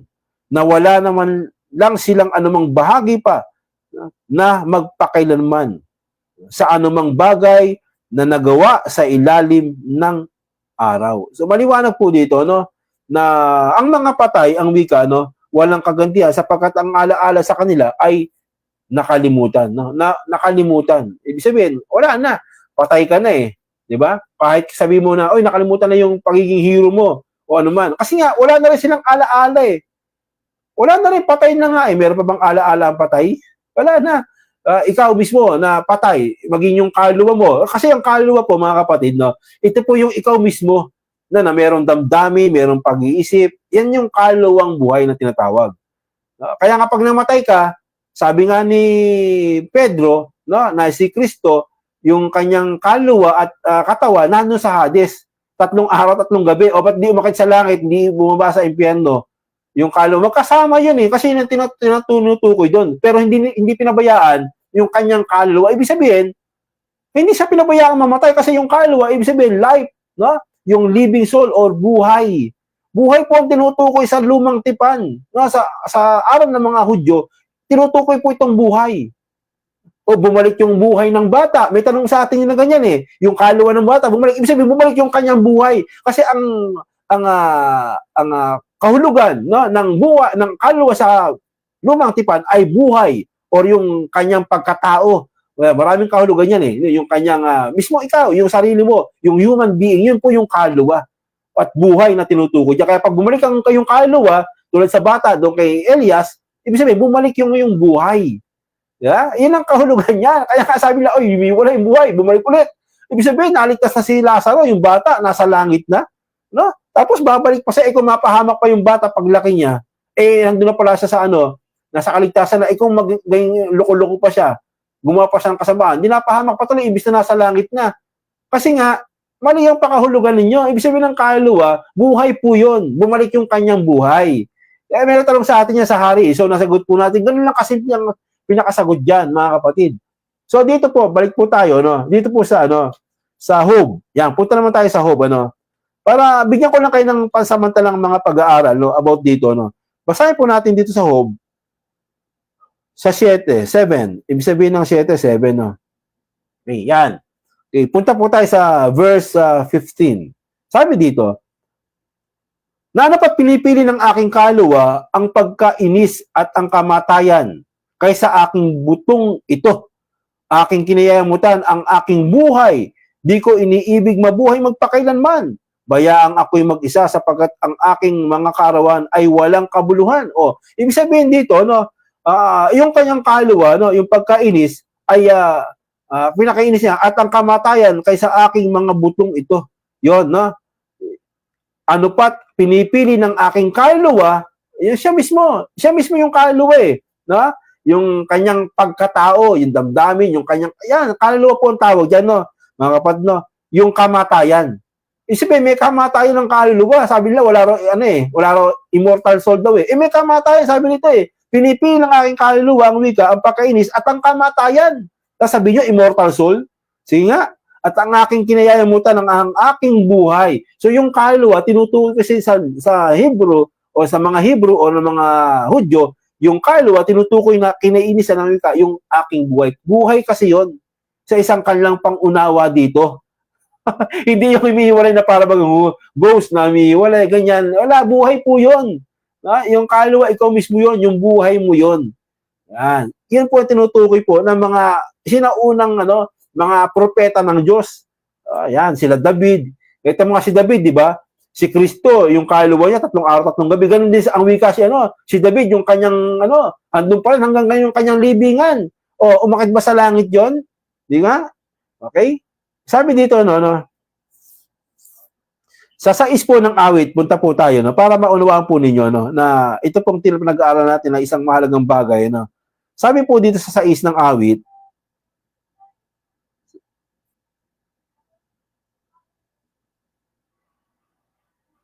okay, 6. Basahin po natin dito po siguro dito po sa chapter 5. Sabi dito, habulin ng kaaway ang aking kaluluwa at abutan. Ako, yapakan nila ang aking kaluluwa sa lupa at ilagay ang aking kaluwalhatian sa alabok. Kita niyo, Kaya nga, ang tinutukoy dito, habulin ng kaaway ang aking kaluluwa at abutan, yapakan nila ang aking kaluluwa sa lupa. Ibig sabihin, yung kaluluwa sa lupa. Tulad ni Kristo, nasa lupa yung kaluluwa niya. Di ba, nilibing po siya? Yan ang tinutukoy dyan eh. Hindi yung pupunta ka sa kaluluwa mo, hihiwalay, ganyan, hindi. Ibig sabihin, ikaw yung tinutukoy dyan na kaluluwang buhay. Na ikaw mismo. Kaya nga pag namatay ka, tinatawag kang, nandun yung kaluluwa mo na ikaw mismo na tinutukoy doon. At yung kaluluwang ito, hindi pinabayaan ng Diyos kay Kristo. Binuhay siya eh. At lahat ng kaluluwa sa Diyos, hindi pababayaan ng Diyos yan, bubuhayin yan. Yung mga kaluluwang yan, bubuhayin ng Diyos yan kasama yung kanilang katawan. Kasi isa lang yan eh. Magkasama po yan pag hiningahan ng Diyos. Ay, pag hiningahan ng Panginoon. So dito mga kaibigan, may binabasa po tayo dito, okay, gaya po ng ating pong tinatalakay. Siguro babasa po tayo dito na napakahalagang bagay,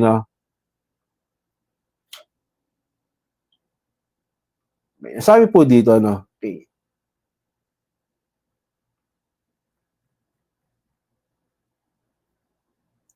Okay. Basahin po natin dito sa awit 49:7. Pero bago po yan, mga kapatid, meron po tayong babasahin dito about po dito, na okay, dito po sa sa Hope po tayo, sa 14. Bago po tayo pumunta dito sa sa awit, Okay, sa Hope 14. Basahin po muna natin dito, So, ang dami kasi mga talata nagpapatunay, napakarami, yung ating pinagsusuri dito, okay, para maunawaan ng mga tao, Sabi dito, sa kay 10, na 14:10, sundan niyo po ako, sa pagbasa. Ngunit ang tao ay namamatay at natutunaw. Iyon po yung kaluluwang buhay, yung tao. Oo, ang tao ay nalalagutan ng hininga at saan nandoon siya. Okay? Kung paano ang tubig ay lumalabas sa dagat at gayon din ang ilog ay humuhupa at natutuyo, gayon din ang tao na nabubuhal at hindi na bumabangon hanggang sa ang langit ay mawala, siya ay hindi na magsisibangon ni magigising man sa kanilang pagkatulog. O yan, sige nga, ipaliwanag ng sino man, no? Ang kanyang pangunawa dito ni Job, no? Na yung ang tao mismo, no? Na hindi na magbabangon, hindi na, ano, kasi yun ang paniwala ni Job, no? Pero sa mga huling talata, sabi niya, makikita ko ang Panginoon sa kahuli-hulihan. Meron siyang paniwala kasi hindi pa siya bulgar dito na ang tao ay merong pagkabuhay. Pero inamin niya na ang Diyos makikita niya, no, sa kahuli-hulihan. Yan. Okay, sa kahuli-hulihan. So, kung atin po mapapansin, no, na may binabanggit po dito, mga kapatid, no, about po dito sa hindi nauunawaan ng mga tao, no, at hindi nalalaman po ng tao na tumutukoy po dito na ang tao, pag namatay, wala na po siyang kaalaman. Okay? Wala na siyang pangunawa o di kamalayan man patungkol dito or patungkol po doon. Kasi nga, ang kanyang kaisipan ay naglaho, no, nawala, no. Yan po yung tinatawag na yung kaluluwa niya, yung ikaw mismo, no, yung damdamin mo, kalooban mo, pag namatay ka, wala na po yun, wala ka na maiisip. Wala ka ng kamalayan patungkol dito sa mga nangyayari sa mundo, kasi nga patay ka na. Kaya nga sabi ni Job dito, no, gayon din ang nabubuhay, hindi na bumabangon. Wala na eh. Di ba? Hindi na siya babangon talaga, no? Hanggang sa ang langit at ang lupa, ang wika, hanggang sa ang lupa ay mawala, siya hindi na magsibangon, no? O ni magigising pa man sa kanyang pagkakatulog. Di ba? Ikubli mo ako, nawa ako sa Sheol. Yung Sheol na tinutukoy dito, no, yung libingan, no? Kasi Sheol ng mga Kristiyano ngayon, ng Katoliko, ng mga naglipa na, yung Sheol, impyerno, ito libingan eh. Kaya nga sabi ni Job dito, pag siya inilibing, no, nawala, naglaho, no, sa lupa, ito yung Sheol, sabi niya hindi siya babangon, ibig sabihin nandun siya sa Sheol. Pag sinabi bang siya ay nasa Sheol, ibig bang sabihin nasa impyerno si Job, ibig si Jacob, di ba, nabababa sa Sheol, si Daniel, ibig sabihin nasa impyerno sila. Wala sila sa impyerno, sa hell na tinutukoy, kundi nasa libingan sila, no, yung dako ng mga patay, no? Kaya ayan po ang tinutukoy po diyan, mga kapatid, no? Ngayon may babasahin tayo, no? Sa 49 po ng awit, no, meron pong tinutukoy dito sa 49 ng awit, no, na ang sabi po dito, no, walang tao makatutubo sa kanya sa 49:7-8, sa kanyang kapwa, ni makapagbibigay man ng pagtubo sa Diyos sa kanya, sapagkat ang katubusan ng kanyang kaluluwa ay mahal, at ito'y maglilikat magpakailanman. Di ba? So walang makatubo sa kanya sapagkat ang katubusan ng kanyang kaluluwa, ang tinutukoy po dito yung kanyang buhay. Bakit po? Naglilikat po ito magpakailanman. So sa lumang tipan, tinutukoy yung kaluluwa na buhay. Walang makatutubos doon, no? Sa kanyang kaluluwa kasi mahal nga. Di ba? Yan, no? Yun mismo siya ang tinutukoy doon, yung kanyang buhay. Pag ginusto ng Diyos, no, na siya mamatay o patayin, walang makatutubos doon. Hindi po itong kaluluwa na lumalabas sa tao, hindi po yun, kundi buhay po ito. Wala makatutubos sa kanya, sapagkat ito ang wikay mahal. Ngayon, ano yung kahulugan po nito? Bigyan pa po natin ng kahulugan, no? Ang bagay po nito. Basahin po natin dito sa sinabi po dito, no? Dito po sa sa Panginoon, no, Jesucristo. May tinukoy po si Kristo nito eh. Basahin po natin ang Mateo, no? 16. Yan, sa 16:26.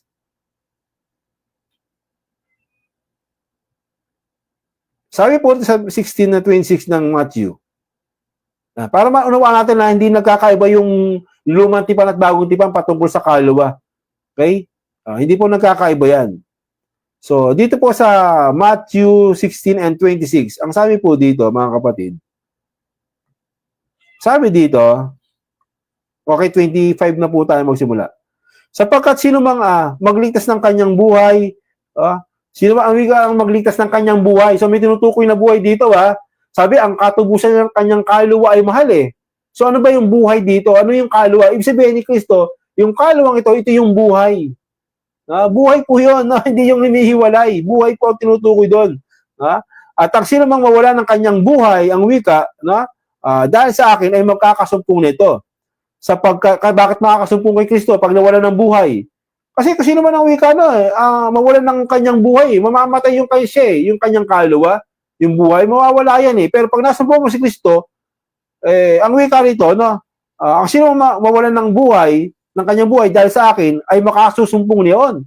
Ibig sabihin, mabubuhay ka muli, susumpungan mo ulit yung buhay mo. Di ba? Sapagkat ano ang pakinabang ng tao kung mamatay kung makamtan man niya ang buong sanlibutan at mawala ang kanyang buhay? Ano ang ibibigay ng tao na katumbas ng kanyang buhay? Ano ibibigay ng tao na katumbas ng kanyang kaluluwa? So, ibig sabihin, dito po sa wikang English o sa King James, tinutukoy po itong soul. Ibig sabihin ng soul, buhay po. Damdamin, buhay, buong pagkatao na ando sa isang tao, yun yung tinatawag na kaluluwang buhay. Yun, hindi po magkakahiwalay yung kaluluwa, hindi po magkakahiwalay yung katawan, hindi po. Yung damdamin, hindi. Isa lang po yan. Kaya tinatawag yan na buhay. Sabi ni Kristo, ano ang ibibigay ng kanyang sarili, kung mawala ng kanyang buhay? O ano ang ibibigay ng tao na katumbas ng kanyang buhay? Ng kanyang kaluluwa, ano ibibigay mo? Ibig sabihin ng kaluluwa nito, buhay, mga kapatid. Buhay po yan, kahit tawagin mong soul yan, ibig sabihin buhay. Magkaisa yung Kristo na tinatawag na kaluluwa, yun po yung buhay. Buhay po yun, yung kaluluwa na tinutukoy. Ikaw mismo yun, pag nawalan ka ng buhay, yun yung kaluluwa. Buhay po ang tinutukoy dito. Hindi yung kaluluwang umaalis na aral ng mga Katoliko ni Plato, ng Greek philosopher. Hindi po yun ang tinutukoy doon. So ano pa, ganon din ang sinabi ni Kristo, nakahalin tulad nito sa Marcos 8:36. Basahin po natin. Para mas lalong maliwanag, sa Mark 8:36, sabi dito, 8:36, okay? Sabi po dito, mga kapatid, sapagkat ano ang mapapakinabangan ng tao na makamtan niya ang buong sanlibutan at mapapahamak ang kanyang buhay. Tinawag po ito sa Mark 8:36, okay, dito po tayo sa 8:36 ng Mark, sa wikang Greek. Puntahan po natin, kung nandiyan po kayo, Sabi dito, what is the profit doesn't profit of man, again, to gain the world whole and to lose the soul. Tinutukoy po siyang soul. Ibig sabihin, ito pong tinutukoy po rito, ito po yung buhay, na kumakahulugan po ito sa buhay or life. Yan po ang tinutukoy po rito na soul o human person. Psyche. Okay, yung tinutukoy po na sa wikang Greek. Medyo mahirap po yung bigkisin po sa wikang Greek dito, kaya doon na lang po tayo sa psyche or suke. Yan yung wikang Greek. Ibig sabihin, buhay or soul or kaluluwa. Ngayon, dito rin po sa kalintulad, sa 9:25 po ng Lucas, isa lang po yan, ang kahulugan po yan at sinasabi dito. Pero tingnan po na rin po natin, sa Lucas, 9:29. Yan, dito po tayo, Sabi dito, sa Luke 9:25. Yan. Sabi po dito sa Luke 9:25.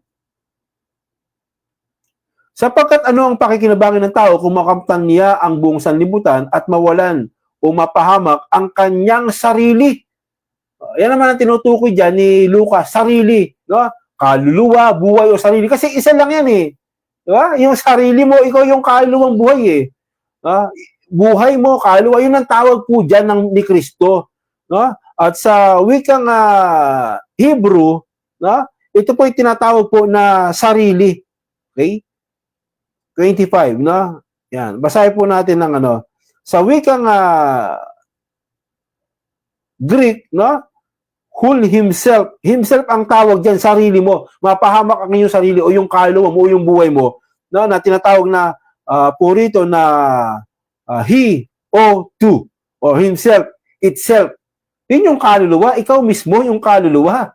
Yan ang aral ng mga Hudyo, hindi yung lumalabas, umaalis, dumadalo sa mga mahal sa buhay. Hindi po yan ang tinutukoy ng Biblia. Kaya dito sa pag-aaral po natin, mga kapatid, pag namatay ang tao, wala na po siyang kaisipan o kamalayan pa man sa mga nangyayari po dito sa mundong ito. No? Wala na po siyang malay. Kasi nga, babangon na lang sila, sabi ni Hiob, sabi ni Daniel, sa huling araw. Doon na lang po sila. Sabi rin ni Kristo yan sa 9:28-29, no? Sila'y magbabangon sa huling araw. Sa huling araw po sila magbabangon, sabi sa 11 din ng Juan, di ba? Na mabubuhay ang iyong ang kapatid, sabi niya. Opo, sabi ni Maria, na mabubuhay ang aking kapatid, no? Kailan? Sa huling araw. Doon na po sila magkakaroon ng buhay, no? Hindi po yung meron pa silang pag-iisip pag namatay, wala na po, no? Na tinutukoy po ng mga naglipa na pong aral. Okay? Wala pong ganyan ng aral ng Biblia, kundi pag namatay sila o nawala sila sa mundong ito, ang sabi po ng Biblia, wala na po silang kaalaman pa, no? Or ang kanilang kaisipan, ang wika ay wala na. Kumbaga, hindi nila maunawaan o nalalaman pa yung mga bagay po sa mundong ito. Okay? Yan, sabi po, ulitin po natin ang pagbasa para maliwanag. Ano po, sa pakinig po ng mga nakikinig po sa atin ngayon, ang sabi po dito, again, sa Ecclesiastes, okay,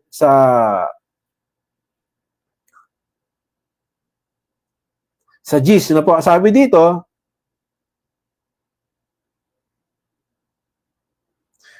ano mang masumpungang gawin ng iyong kamay, gawin mo ng iyong kapangyarihan, sapagkat walang gawa, ni katha, ni kaalaman man, ni karunungan man, sa syol. Ang tinutukoy ko po syol dito, yung libingan or dako ng patay. Siyempre, kamatayan yan, yung tinutukoy ni Kristo na maging ang pintuan ng Hades ay hindi magpapanaig dito o magsisipanaig dito sa iglesia. Ibig sabihin, yung pintuan ng Hades, yun yung kamatayan. Kasi nga, lahat mamamatay. Bakit sinabi ni Kristo yun? Kasi pag nasa church ka, magkakaroon ka ng buhay na walang hanggan, na walang kamatayan, hindi mo nanaig yung kapangyarihan ng kamatayan. So dito, sabi dito, ano bang masumpungan na gawin ng tao, no? Okay, basahin po muna natin ang 5, no? Para maliwanag, okay, sa huling talata. Sapagkat nalalaman ng buhay na siya'y mga mamatay, ngunit hindi malalaman ng patay ang anumang bagay na mayroon pa man siyang kagantihan, sapagkat ang alaala sa kanila ay nakalimutan. Okay? Yung kanilang memory, of them is forgotten. Maging ang kanilang pag-ibig, gaya ng kanilang pagtatanim, kanilang pananaghili, ay nawala ngayon. No?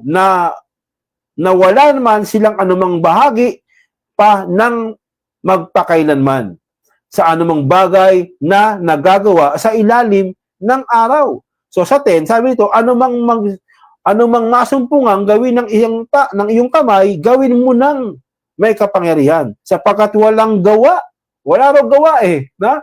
Ano pa? Okay, walang gawa, walang kathaman, walang kaisipan, wala nang katha Wala na, no? Sabi pa rito, mga kapatid, ni kaalaman, wala na talaga. Wala na talaga sa isip, wala na, wala nang kaalaman. Saan? Sa syol, na iyong pinupuntahan o pinaparoonan. Sabihin, lahat ng tao pupunta sa syol o sa Hades, yung libingan, o ibig sabihin, yung kamatayan, lahat mamamatay ang ibig sabihin. So sa kamatayan, wala nang kaalaman, wala nang kaisipan, wala nang memory, wala na pong mga katha, wala na, walang karunungan o kaalaman, wala na pong kaisipan. Ibig sabihin, doon saan? Sa syol o sa Hades, na sinasabi po ni Kristo doon sa Hades, yung kamatayan po yun. Yung kapangyarihan ng kamatayan, pag namatay ka, wala na. Pero yung kapangyarihan ng kamatayan dito, pag nakay Kristo ka, hindi mo na naigang pintuan ng Hades. Mabubuhay ka. So dito, pag nandun ka sa Hades o sa libingan o sa dako ng mga patay o sa kamatayan, ay wala na po yun. Yung kaluluwa, yung katawan, buhay, ay wala na po yun. Ibig sabihin, ay paroroonin lahat doon. Pupuntahan doon ang wika, wala nang pupuntahan ng wika, wala nang kaalaman, ni karunungan man sa syol, sa Hades, na pinupuntahan o paroroonan ng tao. So lahat yan pupunta sa kamatayan, doon sa Hades o sa libingan o sa dako ng mga patay. Doon po ang punta nila. Hindi po yung syol, yung Hades, impyerno. Lumabas lang po yan, salitang yan, sarili niya, ginawang impyerno yung Hades. Pero hindi po yun ang tinutukoy dyan na sa Biblia, ang tawag po dyan dakong ng patay o paroroonan ng mga patay. Yan po ang tinutukoy dyan. no, na pupuntahan ng kaluluwa o ng tao, ng buhay, yun yung kamatayan. So yan po tinutukoy yan. So, okay. So yan po yung part 3. Ulitin po natin, no, mga kapatid. No, nag-aaral na lang po tayo. At sa Sunday po siguro, okay, doon po tayo magkakaroon nga po ng ano, ng tawag dito, ng ating pong debate, no, doon po kay Pastor Ruben. Okay? Okay, Brother Aladin Gregorio, shout out. Brother Eric Villanueva, oy, shout out din po, Brother Aladin. Shout out, no, Frank Lee. Okay. Shout out, Efren Bondok. Shout out, Westlake Tires. Rim, sabi niya, ano.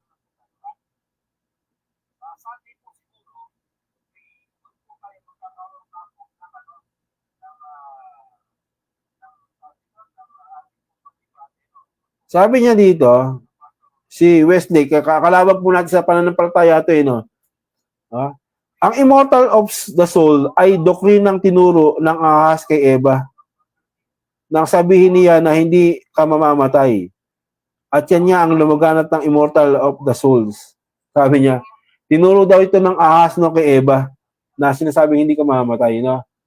So sabi nga ng ahas doon no, na pagka kumain ka hindi nangangulang ikaw ay mamamatay. No?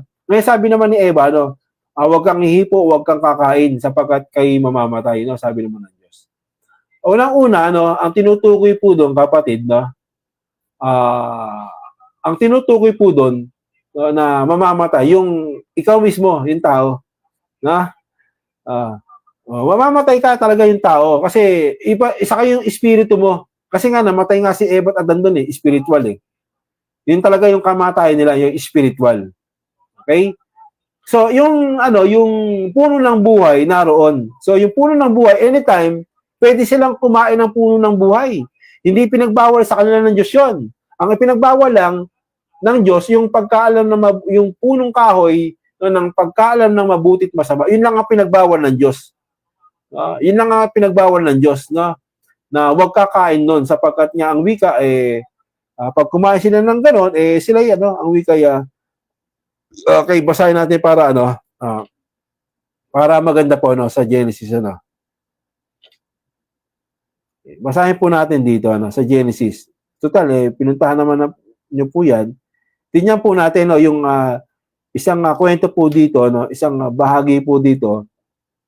Okay, dito po sa 3, ano.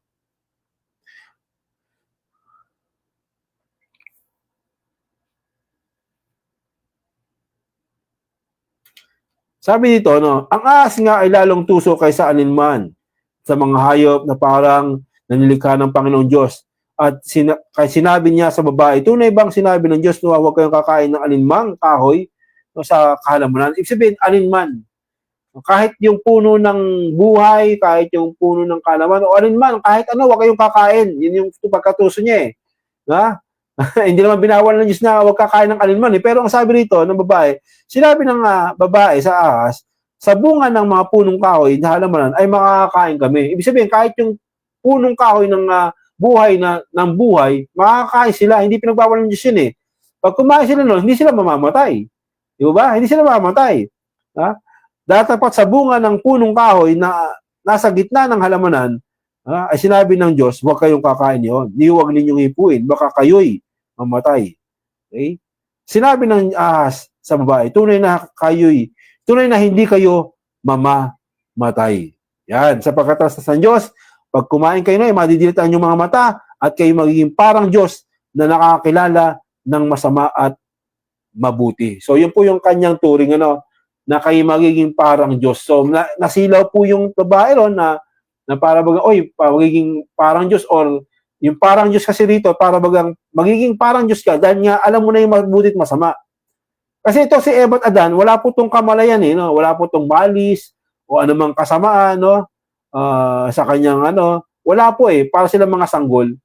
Pero nasilaw siya na, magkakaroon ako ng kaalaman tulad ng Diyos. Gaya ng Diyos. Yung kaalaman ng pagkalaman mabuti masama, nasilaw siya ron. Kumain siya.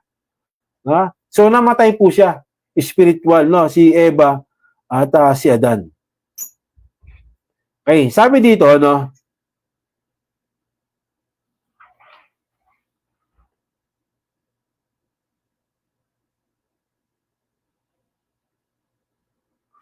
Pinatubo ng Panginoon Diyos sa lupa ang lahat ng punong kahoy na nakalulugod sa paningin at mabubuting kanin. Gayun din naman ang punong kahoy ng buhay. Yan yung punong kahoy ng buhay, no? Pag nakakain sila niyan. Sa gitna ng halamanan ay ang punong kahoy ng pagkakilala ng mabuti at masama. Yan. Yan po yung kanyang paglikha eh. Okay? So sabi naman dito, no? May pinag-utos po siya rito, no? Sabi dito, at inuutos ng Panginoon Diyos sa lalaki. So sa lalaki nag-utos, ano? Sabi dito, lahat ng punong kahoy sa halamanan ay makakain ka ng may kalayaan. Lahat, makakain mo lahat, no? Pati yung punong kahoy ng buhay, makakain mo yan eh. Dapat sa punong kahoy ng pagkakilala ng mabuti at masama ay huwag kang kakain. So, yun lang ang huwag mong kakainin, no? Sapagkat sa araw na ikaw ay kumain niyon, ay walang pagsalang mamamatay ka. So, merong kamatayan po, no? Walang pagsalang mamamatay ka. Okay? So, sa huli, sabi ng Diyos, alisin natin yung tao, no? Ilabas natin dito. Kasi pag nakakain sila ng punong ng buhay, baka sila mabuhay magpakailanman. Di ba? So, doon sila magkakaroon ng buhay na walang. Pag kumain sila ng puno, bunga ng puno ng buhay, ang wika, magkakaroon sila ng buhay talaga. Mabubuhay sila magpakailanman. So, dito, pag kumain sila ng punong kahoy ng pagkain ng mabuti masama, ang sabi dito ay mamamatay ka. So namatay po ba si Eva at Adan? Opo. Naranasan po ng tao, sabi sa Bagong Tipan, sa Roma, na ang tao ay naranasan niya na mamatay. Naranasan ng lahat ng tao na mamatay. No? So namatay po ba si Adan dito ng literal kaagad? Hindi po. Ang kinamatay niya po rito, yung spiritual na kalagayan nila. Nahiwalay sila sa Diyos kasi lumabag sila. So namatay po sila spiritual. Yun po yung tinutukoy ng Panginoon dito na sila yung mamamatay, no? Spiritual. Okay? So bagamat wala sinasabi diyan na nung paglikha ay meron silang kamatayan, pero may sinasabi naman diyan na kapag kumain sila ng nakakain sila ng bunga ng punong buhay, hindi sila mamamatay. Ibig sabihin, kapag kumain sila noon. Pero pag hindi sila kumakain noon, maaring mawala sila o mamatay sila. Pero hindi sinasabi diyan na word for word na nung sila binuhay ng Diyos, mamamatay sila o meron silang kamatayan. Maaring manatili silang buhay, pero hindi ito manatiling buhay magpakailanman, no? Kasi ang punong kahoy nandun yung punong kahoy na bunga ng buhay, na pag kumain sila noon, hindi sila mamamatay. Kaso hindi sila kumain noon, hindi sila nakakain noon. So, namatay sila spiritual at namatay sila physical. Talagang namatay po sila physical. Ha? So siguro ang iniisip ng tanong dito, hindi mamamatay, ibig sabihin, yung physical, no? Sabi ng Diablo, kapag kumain kayo niyan, tuloy niyang hindi kayo mamamatay. No? Hindi kayo mamamatay. Talaga namang hindi siya namatay ng physical kaagad, pero spiritual, namatay sila. Kaya sinungaling ang Satanas kasi walang katotohanan sa kanya kasi namatay nga ang tao, spiritual. Di po ba? Spiritual po sila namatay dyan. So, yung tinutukoy naman na buhay talaga, no? Dumating nga sila sa ilang libong taon na nabuhay sila, pero namatay din sila. Sinabi ng Diyos, dahil sa lupa ka kinuha, sa lupa ka rin paroroon. No? Sa alabo ka kinuha, sa alabo ka rin paroroon. Ibig sabihin, sinabi na ng Diyos na may kamatayan ka, mamamatay ka. Kasi nga, inalis na sila ng Diyos. Kasi nga, namatay sila spiritual eh. Pag namatay ka spiritual, binigyan ka na rin ng Diyos ng tsansa nang mamatay ka ng literal. Kasi nga, yung tsansa mong mabuhay ka ng buhay na walang hanggan, naroon sa punong buhay pag nakain mo yun May chance sila rin na mabuhay magpakailanman kasi hindi sila kumain nun. Diba? Hindi pinagbawal ng Diyos na kainin nila yun, pero hindi sila nakakain. Kaya namatay sila. Diba? So namatay po sila. Hindi sila nakakain nun ng punong kahoy ng buhay. So dahil sa lupa sila, meron silang kamatayan. Pero hindi sinabi biblikal na nung nilikha sila ng Diyos, ay meron silang kamatayang physical na mamamatay sila. Wala pang ganong plano kasi nga meron doon yung puno ng buhay naroon. Pwede silang kumain at mabuhay sila magpakailanman. Kaso lang lumabag sila sa Diyos.